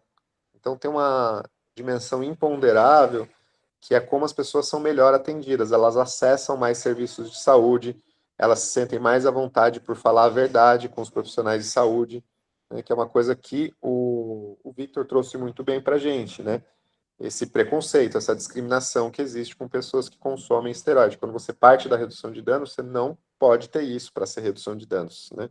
Você precisa olhar para o outro como um igual, né? E acho que tá bom. Desculpa. Se existe RD para esteroide anabolizante. O pouco que eu vejo tem a ver com algumas plaquinhas em academias, né? Então, esse é um avanço que é interessante, porque de alguma forma você coloca que existe o debate, né? Quando você tem uma placa na academia falando que, olha, você pode ter problemas relacionados ao consumo desse tipo de droga. Se você quiser, acessa isso aqui, procura o Comad de Santos, entendeu? Procura o SOS Esteroides lá no Hospital das Clínicas, né? Essas são táticas eficazes, porque as pessoas sabem que vão acessar um serviço de saúde ou vão ser orientadas de maneira não julgadora, não moralista, né? E isso é muito interessante de ter nas academias. Não sei como é em Santos, mas talvez fosse uma tarefa do Comad pensar e organizar isso, né? Nas academias, ter a placa orientando as pessoas a entrar em contato com o Comad, ou entrar em contato lá com o Hospital das Clínicas, no contato da gente, né? Ter uma possibilidade de cuidado das pessoas que seja, de fato, humanizada, preocupada com elas estarem vivas e íntegras, né? De resto, o que tem de redução de danos é muito mais empírico, trocado entre as pessoas que consomem, né? Então, essa cultura que envolve o consumo específico de esteroides. Então, o que a gente percebe é que tem dinâmicas, como o Victor descreveu, né, de sinais que você vai tendo e que podem te ajudar a você diminuir um tipo de droga, aumentar outro, né, combinar drogas, tirar a droga, mudar a aplicação, né, como o Jonathan trouxe, fazer a subdosagem subcutânea, né? São várias técnicas que existem, estão em curso e que muitas vezes não tem uma grande evidência científica dizendo que é bom, ruim, funciona mesmo ou não, mas na prática elas estão ocorrendo e algumas delas funcionam mesmo e, de fato, elas diminuem danos, né? Então, acho que vale a pena a gente olhar para elas, escutar o que as pessoas trazem, como o Victor e o Jonathan se dispôs a trazer também, porque esse é o ouro, é aí que vão estar as novidades, é aí que vão estar, de fato, as práticas de redução de danos específicas para esteroides, que tendem a ser as mais eficazes no Brasil, no capitalismo neoliberal. É isso. Bacana, Marcel, obrigado. Eu estava lembrando aqui, a gente tem algumas ações, inclusive de governos, né? Eu lembro de um vídeo do Reino Unido, do governo do Reino Unido, ensinando, né, como é que era a melhor forma de utilizar uma seringa, né? Enfim, tem algumas coisas assim, acho que na Espanha, em alguns lugares como salas de uso específicas para esteroide, então espaços públicos onde as pessoas podem ir lá e fazer o uso e receberem ali algum tipo de orientação, né? Enfim, isso é interessante porque isso tira da invisibilidade, né? A gente começa a enxergar onde estão essas pessoas e a gente pode estar do lado delas, enfim. Algumas, né, cartilhas, eu não sei o quanto, né, essas cartilhas são boas, né? Eu acho que ainda falta a gente conseguir dar uma cara, né, científica para isso, mas existem alguns instrumentos aí pensando no resto do mundo. Enfim, passar para o Vitor, mas pedir, Marcel, acho que ia ser bacana você depois mandar ou no chat ou falar para a gente se alguém tiver interesse em participar da pesquisa SOS lá, como é que faz, né? Se tem um perfil, se tem um contato, se procura você depois, enfim, acho que todo mundo aqui deve conhecer alguém que consome esteroide, enfim, ou que, né, está pensando em consumir esteroide, que pode acessar essa pesquisa e ter mais informações. Passar para o Vitor, com a expectativa depois do Jonathan, enfim, outras pessoas também falar. Tá, eu vou começar respondendo essa pergunta aqui que mandaram no chat, né, do Jonathan. Se fracionar a dose por aplicações subcutâneas, né, ajudaria a reduzir alguns colaterais, é isso? Eu já tentei, não tive uma boa experiência, porque o tecido subcutâneo, além dele absorver menos, ele absorve mais devagar. Então, quando você faz uma aplicação, geralmente vai ficar dolorido, né? Porque está absorvendo o óleo que está ali se dissipando. E aí, quando você aplica subcutâneo, ele demora mais. Então, se você aplicasse intramuscular, você vai ficar uns 2 dias dolorido, por exemplo. Se você aplica subcutâneo, leva tipo 3, 4, 5 dias para uma aplicação pequenininha se dissipar ali, parar de doer. E além de, em teoria, absorver menos, né, do que no tecido muscular. E outra que, assim, cara, isso só serve se você estiver tomando muito pouca coisa. Porque se você já está em doses um pouco maiores, é a questão de hidrodinâmica, né? Você tem um volume gigante desse lado com a saída de óleo desse tamanho assim. Não tem como, né? Ou a agulha vai estourar, ou você vai ter que fazer uma pressão no êmbolo na hora de aplicar, que, cara, parece que você está empurrando um pistão de caminhão, assim. A pressão que o êmbolo nem passa o óleo pela agulha, entendeu? Pelo calibre, por ser muito pequeno. Então, você teria que fracionar demais ou tomar muito pouca coisa, né? Se você tiver numa dose assim, você pode tentar. Mas, assim, essa de, por exemplo, utilizar ésteres mais longos para ter menos colateral, na verdade, é meio...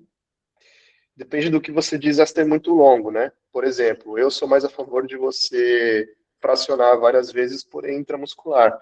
Isso, na prática, a gente tem uma experiência muito melhor com controle de colateral aplicando várias vezes intramuscular. Então, por exemplo, o que eu me dei melhor, que eu tive menos espinha, menos alteração de humor, um pouco menos de problema de insônia, foi aplicando 3 vezes na semana. Então, eu pego uma dose de, por exemplo, 600 de texto e faço 200, 200, 200, segundo, quarta e sexta, por exemplo. Ou dia sim, dia não. É que dia sim, dia não é complicado, vai ter um dia que você vai perder.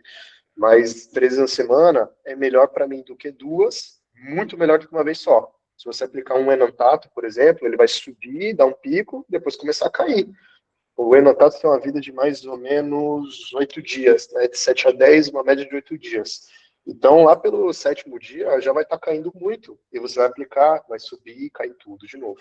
Então, se você fraciona a dose em pelo menos 2, 3 vezes ali na semana, você tem um controle melhor dos colaterais. Sim, na prática, por mim e por todo mundo, é mais ou menos assim que funciona. A não ser que o cara não tem problema de espinha, eu não tenho problema de insônia, eu não tenho problema de queda de cabelo, sei lá, para mim isso não é um problema, mas vocês entenderam. Então, para essas pessoas, aí tanto faz. Aplica uma vez, se for a menos vezes, tá ótimo. Para mim, não. Se eu aplicar uma vez por semana, primeiro que o volume teria que ser muito grande, não dá. E até porque eu também utilizo esteroides de éster curto no momento. Mas mesmo que fosse o caso, para mim não compensa. Meu físico não responde tão bem, muita acne, principalmente, em ficar aplicando uma vez só. Subcutâneo cara, vamos supor assim, vou dar uma aplicabilidade desse uso subcutâneo. Eu estou utilizando 1 ml de texto por semana, 200 a 250 miligramas por semana de um enantato. Vou fracionar em 2 vezes por semana, mas eu odeio me furar, odeio fazer aplicação, horrível. Aí você usa a agulha subcutânea, né? Uma 13x4, acho que era 18G, eu acho. A agulha é a agulha cinza, a agulha marrom de insulina, é o maior calibre de subcutâneo que tem, é essa aí. Dá para utilizar, sim, às vezes até em tecidos mais finos, né? No bíceps, onde você tem menos gordura, bíceps principalmente, tem menos gordura, faz a aplicação ali, vai absorver mais rápido e você não tem que ficar se furando uma agulha gigante toda vez, né? De resto, eu acho que se tem, para a pessoa que tem tanto problema em se furar, talvez o ideal seja não utilizar esteroide, porque você vai ter que fazer isso bastante. Outra era sobre redução de danos, né? Assim, eu acho que as placas, aquelas plaquinhas da academia de proibir exatamente, acho que é um problema. Acho que a gente teria que pensar num novo modelo de placa aí, porque não dá para a gente colocar Não dá para a gente avançar e introduzir redução de danos em academia com a placa escrito esteroide é proibido. Não, é proibido o uso de esteroide anabolizante, lei tal. Cara, não dá para avançar com isso. Já tem um muro, vai passar como, né? Então, tem que primeiro derrubar esse muro aí para a gente poder avançar, né? Em outras coisas. É muito difícil como que você vira. Eu, por exemplo, sou sobre isso, redução de danos, né? Essa abordagem de conversar mais sobre faz sentido. A gente está há anos vendo que não funciona, então não tem o que provar o contrário, entendeu? Fora isso, eu já convenci muitas pessoas a parar de usar esteroide por eu ter sido essa pessoa de não ter problema em falar sobre. Então, eu já, antes de eu usar, eu perguntei para um colega meu, pô, e aí, como é que vai ser? Já vou deixar de falar. Eu perguntei, pô, e aí, mas como que você usa? O que que você está usando? Ele foi e inventou para mim que era natural. O maluco gigante, 3 vezes o meu tamanho. Não, que eu sou natural. Para, mano. Isso não me impediu de usar. Mas se ele tivesse falado para mim, olha, eu recomendo você não fazer um Deca base, eu teria escutado ele, não teria feito um Deca base, me lascado até eu descobrir que Deca me fazia mal. Então, e eu convenci muito, gente, vocês têm noção, de 99,9% das pessoas que falaram comigo, eu consegui reverter. E não é que eu reverti porque eu sabia que era ruim para ela, é porque eu mostrei os pós e contras e coisa que ela não sabia. Eu não sabia que eu podia ficar careca. Eu falei, se você tem queda de cabelo, possivelmente você vai. Isso é um problema para você? Então, não utilize esteroide, velho. Você é grandinho para saber que você vai usar e não vai ter jeito. Então, a gente tem que falar mais sobre. Eu vou deixar a Maria Valéria falar aqui e depois a gente segue. Tá bom? Não sei se ela quer fazer alguma pergunta, né? Oiê, pessoal, bom dia. Desculpa que eu estou sem câmera, eu estou numa sala aqui complicada aqui na academia, eu estou com fone. Desculpa que eu não estou me apresentando, tá? Eu sou professora da Univale, inclusive fiz meu mestrado aí na Unifesp também, adoro essa escola, mas eu atuo em academia há 30 anos, né? E o tema é muito bom, foi a liga lá da Univale que trouxe para nós, né? Acho que esse contato, só que hoje está todo mundo lá em banca, eu que estou fora, então agradeço o convite, a participação do grupo, o tema é extremamente relevante. Eu estou nas duas bandeiras, né? Eu estou na educação e estou no mercado. Então, talvez, como eu vejo, tá? Eu sei que todo mundo usa. Aqui eu vejo essa incidência cada vez aumentada, as seringas no vestiário. A gente tem uma política interna de muito cuidado e controle, por causa do público de ampla faixa etária, de diversos níveis que a gente tem, né? Desde o médico até a dona de casa, até o adolescente. Então, a gente mantém a política obedecendo o conselho, que obriga a colocar a placa. Eu gosto da placa. Acho que ela cria para quem é leigo totalmente e não tem acesso à educação, cria um impacto de cuidado. Eu acredito que ela faz efeito num ambiente de 2.000 alunos, né, que as academias hoje têm, as academias grandes. Então, mas claro que a placa por si só não faz efeito algum, né? Então, o que eu vejo, né? Eu acho que o uso, na minha concepção, ele deve ser restrito à classe médica, porque eu estou vendo a banalização aqui, né, nas academias, de jovens, professores, a prescrição desenfreada. Então, eu acho que isso é uma coisa que, eu não sei se vocês concordam, né? Eu acho que não sei se isso entrou na discussão, mas acho que isso é a coisa que tem que ficar clara, é o médico que tem que prescrever.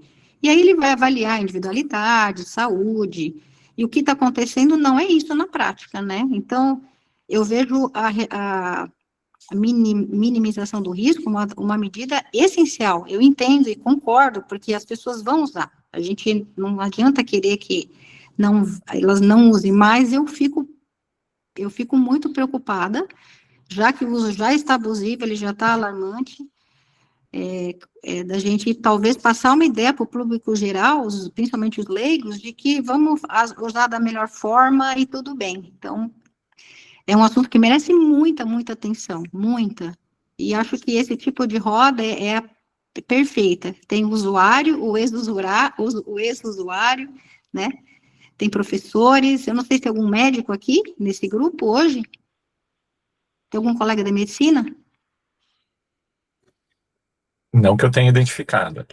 Acho que a presença de um colega da medicina é essencial, né? Porque daí eu tenho outro lado do comércio aqui, né? Quando um paciente, um aluno meu, ele apresenta problemas sérios, câncer e tal, aí meus colegas médicos, eles vêm, pô, Valéria, aí na academia fiquei sabendo, nananã, então, o que eu vejo? A sociedade não vê o que deu errado.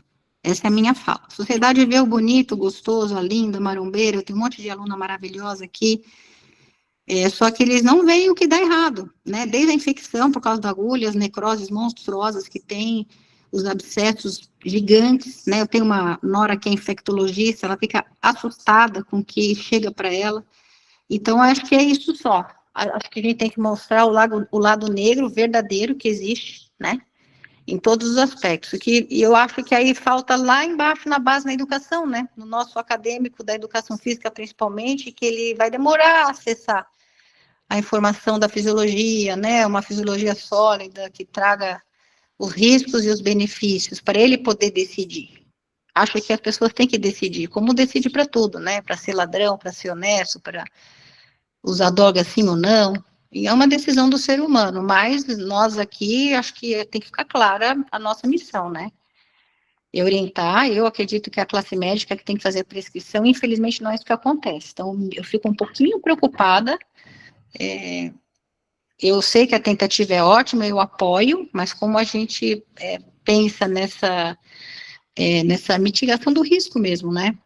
Como fazer isso para não aparecer que a gente está tirando de quem tem que prescrever e trazendo para o senso comum, né, com orientação, que nunca vai ser, nunca a gente vai conseguir abranger todos os níveis, né, tanto de entendimento, quanto de acesso ao serviço, tanto do médico, quanto de um pronto-socorro, quando precisar, né, é isso que me preocupa, mas eu adorei isso aqui, tá, amei. Quero fazer parte desse grupo aqui. E aí eu não sei como que a medicina estuda, né? Porque a ética não permite, né? Em humanos. Então tem mais um problema para poder pensar. Eu tenho aqui muitos alunos querendo N, eu posso ajudar em pesquisas também. Trazer pessoas que já fazem uso há muitos anos, né? Professores mesmo que usam. Então é isso, parabéns pela iniciativa. Obrigada pela participação.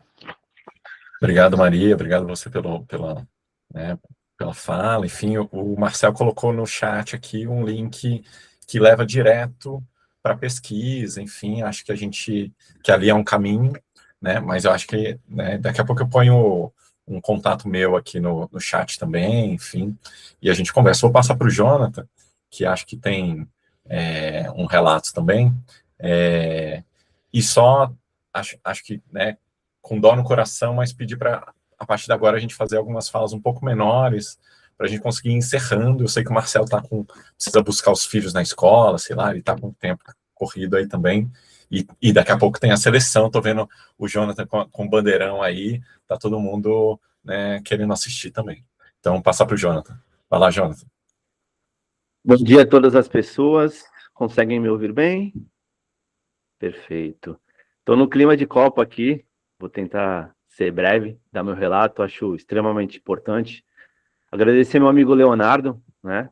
Ele que me trouxe para essa conversa aqui, falou que é interessante, porque a gente debate bastante. Ele sabe que eu sou usuário de testosterona e de nandrolona, né? E o meu início, né, com o uso dos esteroides foi um pouco diferente, acredito que da maioria que utiliza, né? Eu sou bacharel em educação física, apesar de não trabalhar mais na área, trabalhei pouco tempo, por 2 anos, e sou estivador no Porto de Santos. Então, eu sou estivador há um bom tempo, um trabalho braçal, um trabalho que precisa de força, né? E por conta do meu trabalho, questões de ergonomia, esforços repetitivos, adquiri lesões na minha coluna, né? Apesar de serem lesões degenerativas, houve um avanço dessas lesões, né? Na coluna lombar. E passei por alguns médicos, no caso, ortopedistas, neurocirurgião, e 3 deles me indicaram cirurgia, né? Que a minha única questão seria cirúrgica, entrar na faca, vamos dizer assim. E eu não queria, por ser estivador, eu ganho por produção, ia baixar minha renda, né? Queria ter uma qualidade de vida, já não estava mais conseguindo, muitas dores, lesões, indo para o glúteo posterior já, né? Formigamentos. E hoje eu sou vinculado, né? Não trabalho mais avulso, mas sou vinculado a um terminal de containers aqui em Santos. E o médico, eu digo que nem é um médico, é um anjo na minha vida, que ele, vamos dizer assim, que ele é fora do mainstream, falou, por que você não tenta? Procura um médico do esporte ou um endocrinologista, faça o uso, veja com ele se é do seu caso, para que você ganhe massa muscular, você trabalha um trabalho braçal, você ganhe massa muscular, você ganhe mais força, né? Faça com que tua musculatura abdominal, paravertebral, glúteo tenha mais força, consequentemente é uma oportunidade, já que você não quer entrar na cirurgia, né? E decidi, me consultei, faço uso há 3 anos, né, de testosterona, doses baixas, é suprafisiológica, mas doses baixas, e de nandrolona também, que me traz, vamos dizer assim, uma qualidade nas articulações e na coluna incríveis, né? Onde eu nunca tinha antes. Então, tive uma qualidade de vida grande, né? Após o uso, após o início do uso, só que junto vem os efeitos colaterais, né? Tanto as questões de pele, de espinhas, tanto questões de ansiedade, isso no começo, né?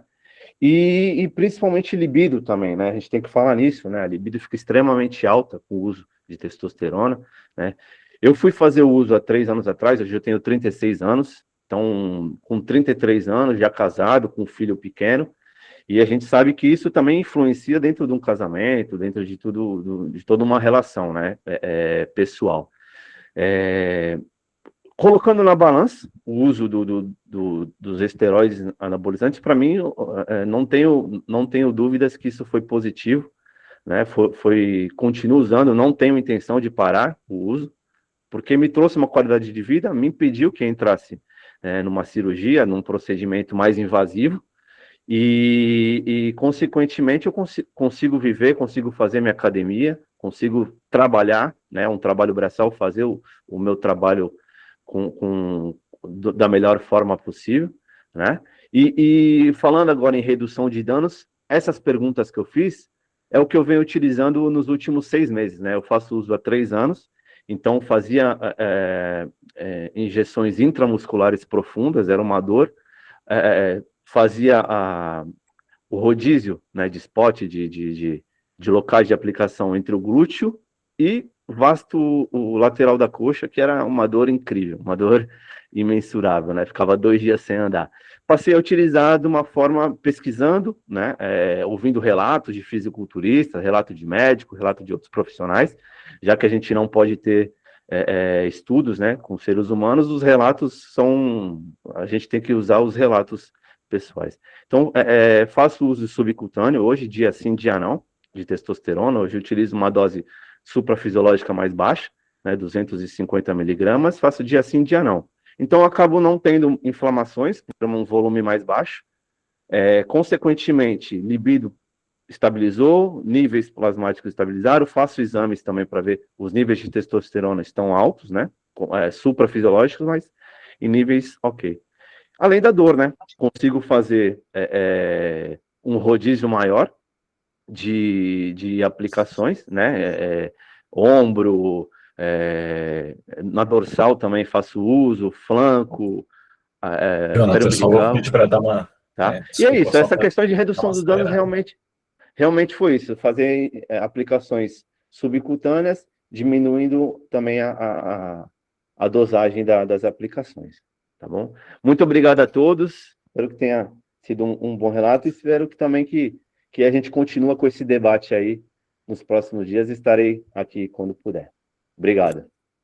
Valeu, Jonathan. Já peço pro Léo colocar a gente em contato aí, ó, medir um contato, né, manda o contato do Jonathan, né, depois já a gente continua esse papo. O Vitor está com a mão levantada, mas eu estou vendo que o Marcel já está se levantando para ir resolver as coisas. Vou passar rapidinho, então, Marcel, faz, né, só um encerramento, tá? E depois a gente encerra de vez com o Vitor, já agradecendo muito por esse diálogo, enfim, vocês foram sensacionais. Eu que agradeço a oportunidade, um baita espaço legal. Acho que é uma iniciativa que seria incrível se todo o Conselho de Drogas Municipais fizesse uma discussão com essa profundidade, com essa capilaridade. Muito, muito legal mesmo. Agradeço muito, Heitor, sem palavras, pelo convite. Aos demais conselheiros aí do Comad também. Agradeço muito também o Vitor pela troca e por todo mundo que está aqui, porque se faltasse alguém não teria sido tão bom assim, né? Essa limitação online impede, às vezes, da gente conseguir avançar de jeitos mais orgânicos na discussão, né? Mas acho que só o fato da gente ter tido essa oportunidade já é um baita avanço de perceber o tanto de gente, né? Acho que eu tinha uma expectativa bem menor, assim, de participação de pessoas, e fiquei muito feliz de ver mais de 20 pessoas contribuindo aqui. Peço desculpas por ter que me retirar mais cedo, preciso buscar minhas crianças lá na escola, e eles saem meio-dia aqui, então não consigo ficar mais, mas sigo à disposição, inclusive mais adiante, para algum momento presencial, a gente se encontrar, trocar essa ideia também. Tem o meu contato, tem com o Heitor, se alguém precisar também, fiquem à vontade. Eu mandei no chat o link do questionário online, né? Depois que a pessoa preenche o questionário online da nossa pesquisa, a gente entra em contato. E mandei o WhatsApp direto também para fazer os exames, para fazer o acompanhamento de cuidado lá com a gente, se precisar também, tá bom? Mais uma vez, muito grato, uma ótima tarde para todo mundo. Tomara que o Brasil nos encha de orgulho daqui a pouco. Tchau, tchau, gente. Valeu. Vai lá, Vitor, passo para você, e daí já sugiro fazer uma fala de encerramento também, para a Vou ser gente extremamente breve. almoçar e fazer essa torcida juntos. Beleza. Bom, assim, só complementando algumas coisas que eu achei importante, isso de DECA é realmente interessante, eu me lesionei muito no meio do caminho, e o que me salvou foi fisioterapia e DECA, nandrolona, tá? Porque, cara, as minhas articulações eram outras, assim, é bizarro como ela atua. Eu acho que, inclusive, até acho que na síntese de colágeno e tudo mais. Então, assim, a articulação lubrifica muito bem, você treina muito bem e dá para você utilizar como uma forma de proteção as articulações, porque o músculo fica mais forte, mais rápido do que o tendão. Então você tem ali uma certa proteção quando você está num processo de bulking, treinando pesado e tudo mais. Uma outra coisa que eu achei interessante falar é que eu acho que é foda porque ela não está mais aqui, né? A Maria Valéria, né? Que foi a pessoa que falou agora há pouco. É um pouco complicado porque ela já saiu, mas eu vou dar um pouco da minha posição sobre isso. Eu acho que isso de ser administrado por médico é complicadíssimo, porque pouquíssimas pessoas vão ter acesso a pagar um médico, né, para poder fazer o uso de esteroides. Isso é praticamente impossível a gente pensar muito dessa maneira. E outra, um ponto que eu acho extremamente relevante, é um ponto polêmico, incomoda muita gente, mas eu sou obrigado a falar. Não é bom, é legal, é bom você procurar um médico, mas nem todo médico é bom. Então a gente teve, por exemplo, aquela prova que rolou para estudantes de medicina, né? Onde acho que praticamente todas as universidades particulares reprovaram e as únicas que foram meio que aprovadas foram universidades públicas, né? E isso é muito bizarro, como a gente, por exemplo, você está lidando com um profissional que você não sabe se ele é bom naquilo que ele está fazendo. Você sabe que ele se formou, só isso. O creche é a mesma coisa, por exemplo. Hoje em dia, não tem nenhuma prova para você comprovar que eu me formei em educação física e eu estou apto a te acompanhar, a te prescrever exercício. Eu vi um monte de cagada com um monte de colega de trabalho que era formado, pô. E aí? Então, a gente só procurar um médico não quer dizer que esse médico é bom para você, que ele vai te receitar tudo certinho. Muitas vezes um coach, um treinador com muita experiência em esteroide, um Adam Abbas da vida, um Fabrício Pacholoc da vida, vai sentar com um médico e dar uma aula sobre como lidar com a pessoa de esteroide, ou a prescrição de esteroide no geral. Então, deixar isso só prescrito ali pela classe médica é muito complicado mesmo. Hoje, por exemplo, eu vi a minha sogra foi fazer ela tinha necessidade de fazer uma TRH, procurou um endocrinologista e ele estava muito preso naquilo de pode causar câncer. Hoje a gente vê que não tem essa incidência de câncer para quem faz TRH, câncer de mama, né, na mulher. E, cara, vocês têm uma noção, o endócrino preferiu falar que era bom ela tomar um antidepressivo do que fazer a TRH. Tipo assim, você está controlando o colateral de uma coisa que está faltando em você. Você está com falta de hormônio na menopausa. E é melhor você usar um antidepressivo para combater o colateral da menopausa do que resolver a menopausa. Isso por um endócrino. Então a gente não pode só deixar ali isso muito restrito ao uso médico, entendeu? Homem odeia ir em médico. Vocês acham que homem vai ficar indo lá em médico para pegar a guia de esteroide? Entendeu? Claro que não. É muito difícil isso. A gente tem que salientar que seria o ideal você arrumar um bom médico, esse é o melhor dos mundos. Arrumar um bom médico para te acompanhar. Mas 99% das pessoas não têm condições de fazer isso, entende? E sobre o preconceito por parte de médicos e tudo mais, eu acho que dinheiro muda muitas coisas, sabe? Então, assim, muitos médicos estão mais flexíveis depois da explosão de Ozempic e Mounjaro. Então, muitos médicos se tornaram médicos que só trata gordo, médicos que só trata gordinho. Por quê? Porque tem um recurso muito potente do Mounjaro, das canetas emagrecedoras, e agora eu sou um médico, eu era médico esteroide, não pode, você vai morrer. Mas agora, como existe o Mounjaro, eu sou um médico que vou te atender, vou ganhar muito dinheiro te cobrando uma consulta, de só te passando um Mounjaro. Possivelmente, às vezes, até eu estou ganhando alguma coisa da farmácia para estar te passando essa receita, vou ganhar, às vezes, até uma comissão por fora, você vai emagrecer, e às vezes você não vai estar fazendo atividade física, não estou ligando se você está fazendo uma dieta, o fato é, você usou o negócio e emagreceu, então, top, a partir de agora eu sou a favor. Então, tem muito desse problema, de até antes do Mounjaro, todos os médicos eram contra, agora tem médico que é a favor porque está ganhando dinheiro em cima, a gente tem que prestar muito atenção nisso. Se a classe médica, dos que têm esse preconceito embutido ainda, se eles estão se flexibilizando porque estão ganhando dinheiro, ou se eles estão se flexibilizando porque a gente está falando mais sobre, entendeu? A gente tem que abrir muito o olho. A classe médica é extremamente importante, em geral, como eu disse, o ideal, o melhor dos mundos, era todo mundo ter um bom médico para te acompanhar, esse é o ideal. Pergunta se eu já passei em algum médico do esporte para me passar esteroide, claro que não. Eu teria condições de mexer com isso agora, 3 anos depois. Esses 3 anos eu ia ficar sem usar porque eu não tinha condições de passar no médico do esporte. Imagina. Isso é para mim, eu ainda me preocupo com isso. Você imagina para quem é mais largado, para quem não está tão aí. Bom, vamos se atentar a isso.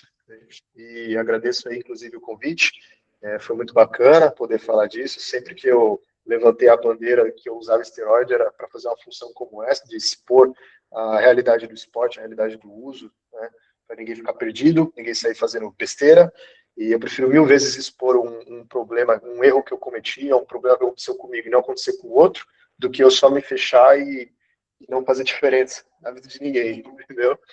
Então, agradeço o Heitor o convite, agradeço a todo mundo que assistiu aí, que está com a gente, foi muito bacana, e vou deixar aqui meu Instagram aqui no chat, caso alguém queira, sei lá, perguntar alguma coisa, enfim, estou aqui disponível, beleza? Agradeço, gente. Valeu, Vitor. Gente, muito obrigado mesmo por esse espaço, que bacana poder contar com esse contato com vocês.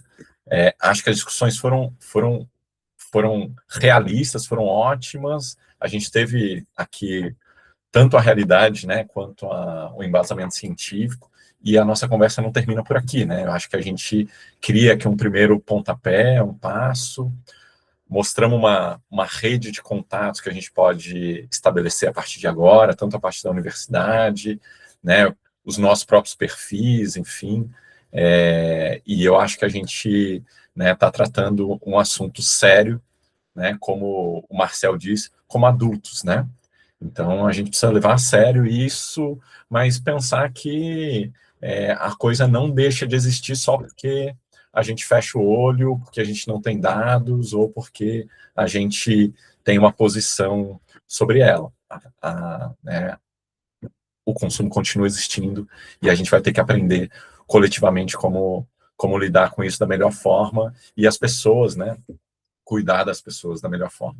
Então, obrigado, Vitor, obrigado para quem está aqui, né, depois tudo que a gente conversou, enfim, ficou gravado, então, né, eu já peço aqui, né, a autorização de vocês para a gente compartilhar e disponibilizar nas redes, porque eu acho que foi uma discussão realmente de grande valia para todo mundo. Um abraço, gente, e que a gente realmente fique com mais orgulho depois do almoço ainda, vendo a seleção. Um abraço.